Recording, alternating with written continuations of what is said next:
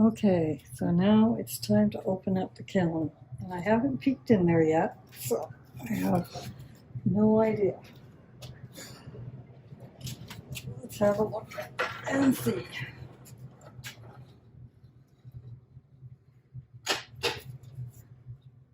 There. Yeah, looks good. Okay, so first plate. Looks pretty good. That's the one I had the transfer put on.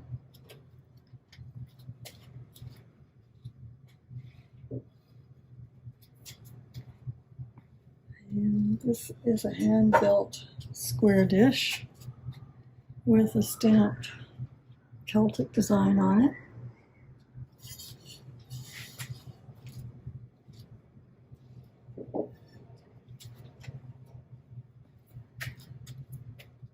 And these are just test tiles. Let's take them out of there.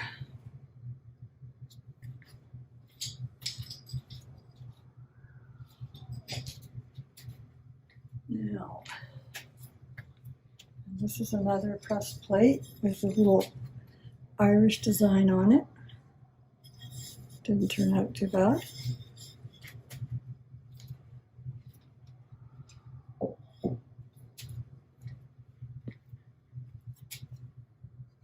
And this is another pressed plate with a snowflake design on it.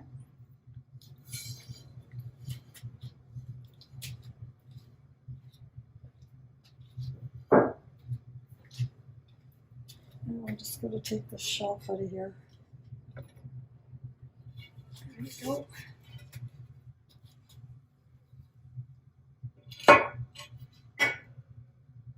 Okay, now these are just more test tiles. And this is a test tile with slip on it. It is celadon. So that was 2 coats on the top and 1 coat on the bottom half, I believe.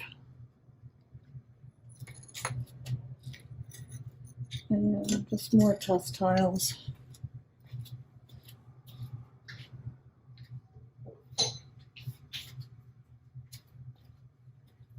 Now,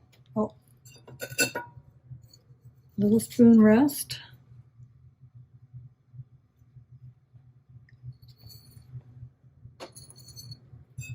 And a little trinket dish.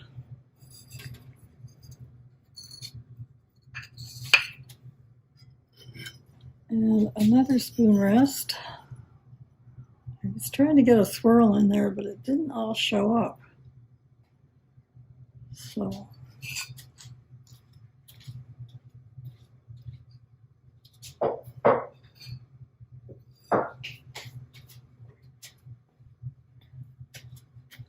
and this is another little dish with a roll design on it.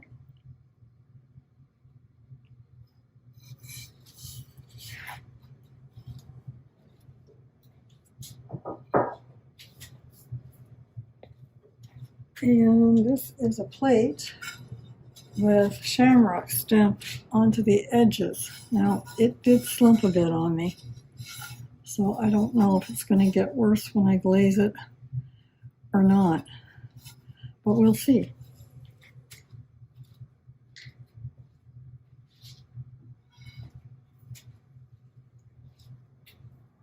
Take these out of here. And we'll take this shelf out next, I guess.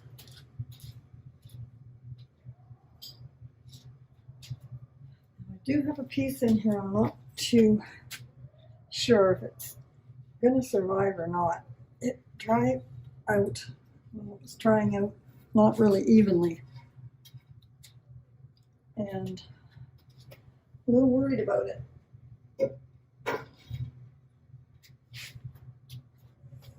No, it's down below. Okay, so this is a handmade coffee mug. I made 2 other ones, but the handles cracked on them. So they didn't get fired.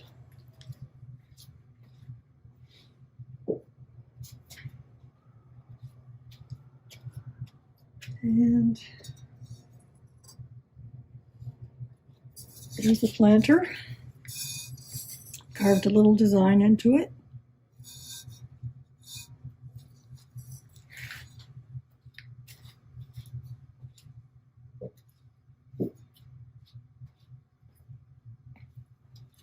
And more test tiles. This is one has pink slip on it. Now I did put 2 coats on one side and 1 coat on the other, but they look pretty even to me, so I'm not sure.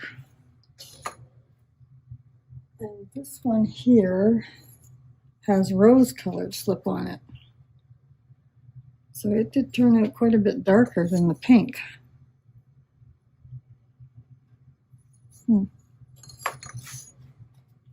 And this one here, oh, that has pink too. No, I'm sorry. This is purple. This is purple, not pink. This is pink.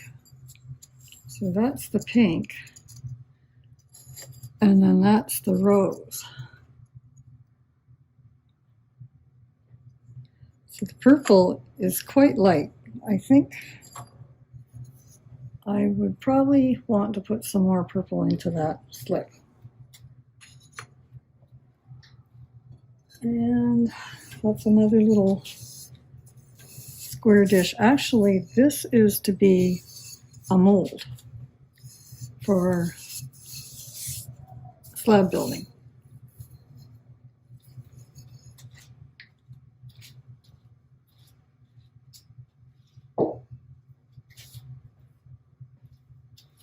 And here's another dish with shamrocks stamped into the edge.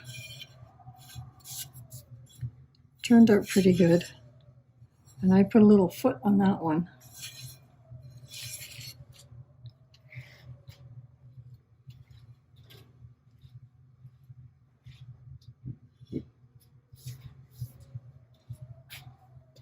Now I have another little trinket dish here. It's got a little squirrel in the center of it.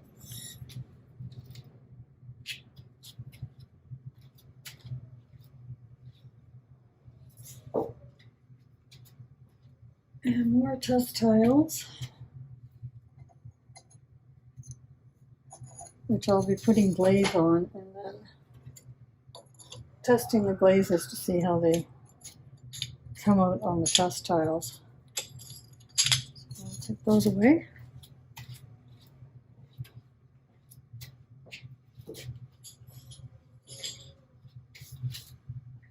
Now these were spice bottles that I did, and I did 4 of them with covers.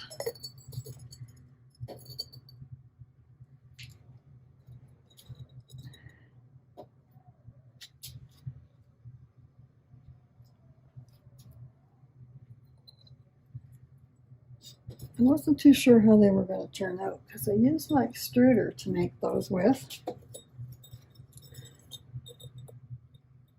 But not too bad. The cover's a little wonky.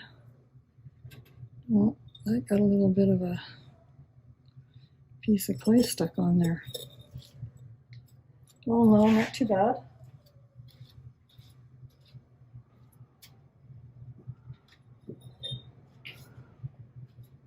I think if I was to make more of those, I would not do the covers this way.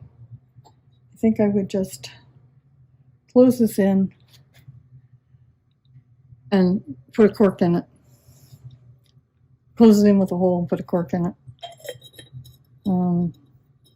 These covers are a little bit tricky.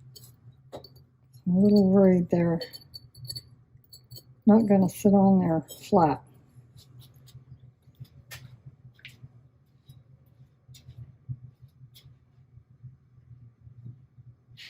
Now my next piece is a big one. This was a pet urn I did. This is the cover. I don't know if I can take it out. And this is the actual urn. Let's see if you can see that there.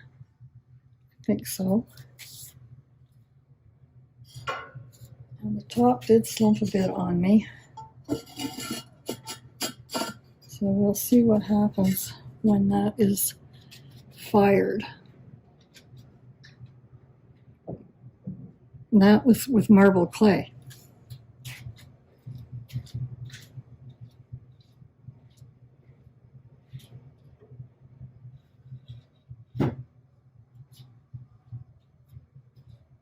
Now, I have another shelf to take out.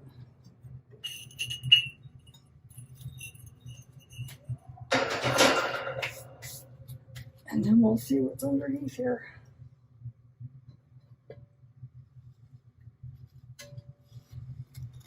These shelves are heavy.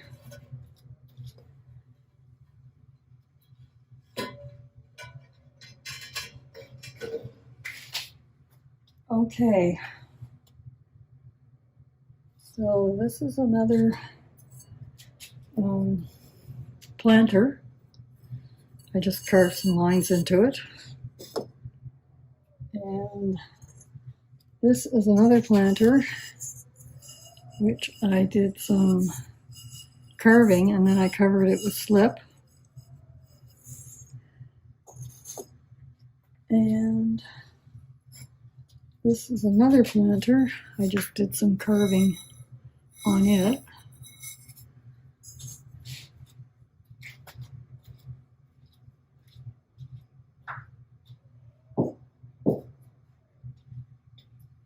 Move these out of the road before I knock them off of there.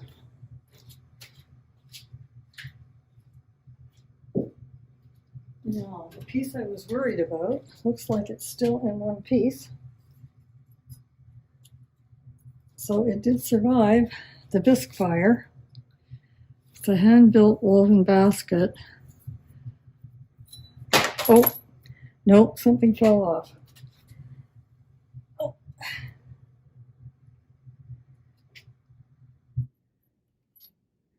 Piece of a flower. Oh, it was right there. I was sort of expecting that, but anyway, oh yes, and this does have a crack in it. So I was having problems with that because it kept drying on me too fast. So anyway. I'll try another one when I have more time. This is a seashell that I did, just like a mold of a seashell. I just took a seashell and put the clay over it, let it dry. So I can use that for a mold. And these are little bisque, pieces of bisque. You can put them in your brown sugar and they keep your brown sugar soft. Just have to, I think you soak them in water for, I can't remember how long. And then when they dry out, you put them in your brown sugar and they'll keep your brown sugar soft. Oh. And that's just a little trinket dish. And more test tiles. And this is also a mold, a bowl mold for slab work, slab building. And that's another spoon rest.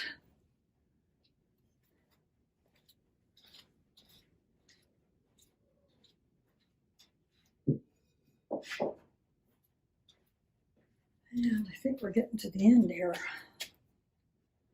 So these are little things I use for pressing when I'm making press plates. you press down on them.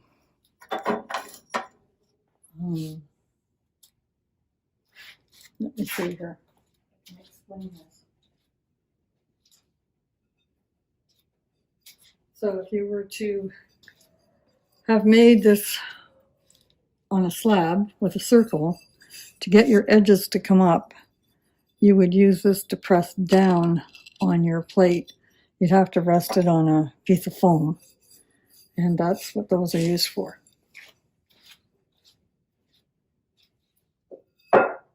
Oh, and this is just another thing to make molds. Put your clay in here and make little circles. And that's another bisque for brown sugar. And then the rest of this stuff are what are known as cookies. They're just flat pieces of clay. So when you glaze your pots, and if you have a glaze that you're worried about running, you can put your pot on top of this and put this on top of your shelf. So if the glaze does run, it doesn't run onto your kiln shelf, because if it does, you have to grind it off. Not fun. So I made some of those for my glaze fire. And that's it, guys. So until next time, thanks for watching. Take care. Bye.